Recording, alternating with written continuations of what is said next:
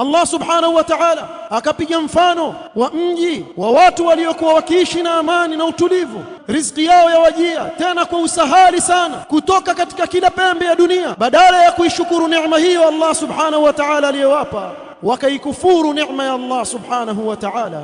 Jaza yao Allah subhanahu wa ta'ala akawavisha vazi la njaa na hofu nyingi kwa sababu ya maovu waliokuwa wakiyafanya.